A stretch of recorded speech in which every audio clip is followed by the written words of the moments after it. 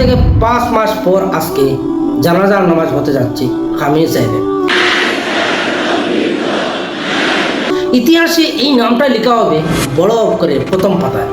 এই দিনটাও স্মরণ করবে মানুষ যে পৃথিবীতে এমন একজন লিডার ছিলেন যার জানাজার নামাজ বিশ্বের প্রথম জানাজার নামাজ, এইরকম মানুষ আর কারো জানাজার নামাজে হননি। এর আগে রুহুল্লাহ খোমেনি সাহেব প্রথম সুপ্রিম লিডার, উনার জানাজার নামাজে প্রায় 1 কোটি মানুষ হয়েছিলেন।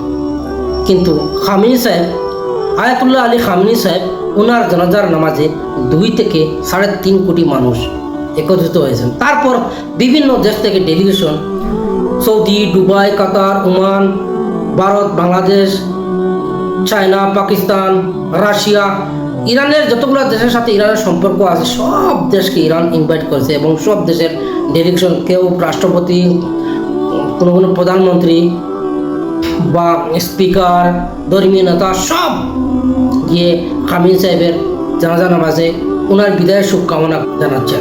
এমন একজন ব্যক্তি বিষয়ে বলতে যাচ্ছে বন্ধুরা, যিনি 37 বছর একটা দেশের শাসন করেছেন। ওনার শাসন আমলে প্রতিটি মানুষ, ওনার যে শাসন আমল ছিল, প্রতিটি মানুষ আজকে ওই দিনগুলো স্মরণ করে কাঁদছে। কেউ কালো পতাকা হাতে নিয়ে, কেউ কোরআন মজিদ হাতে নিয়ে তিলাওয়াত করছে, কাঁদছে। কেউ রাস্তার পাশে কিনারে চুপচাপ হাউমাউ করে কাঁদছে। আজকে যারা ইরানের বিরোধিতা করছে ওরা পর্যন্ত লুকিয়ে লুকিয়ে চোখে জল ভাসাচ্ছে শুধু একজন মানুষের জন্য, সৈয়দ আয়াতুল্লাহ আলী খামেনি সাহেব। একটা বয়ান, যখন উনি সুপ্রিম লিডার ছিলেন, ওনার একটা বয়ান পশ্চিমা দেশ এবং ইসরায়েল তড়তড় করে কাঁপ। যিনি সুপ্রিম লিডার হওয়ার পর থেকে মৃত্যুর আগ পর্যন্ত 1 সেকেন্ডের জন্য পশ্চিমা দেশ হোক বা ইসরায়েল হোক, ওদের সামনে 1 সেকেন্ডের জন্য মাথা নিচু করে কথা বলেন। সব সময় মাথা উঁচু ছিল ওনার। আজকে প্রতিটি ইরানের প্রতিটি মানুষ, ছোট বাচ্চা থেকে একদম বুড়ো পর্যন্ত প্রতিটি মানুষ আজকে ওনার কথা স্মরণ করে কাঁদছে। এমন একজন ব্যক্তি যার জানাজার নামাজে প্রায় 2 থেকে 3.5 কোটি মানুষ বিশ্ব রেকর্ড করেছে। এইরকম জানাজার নামাজ আর কোনোদিন হয়নি বন্ধুরা।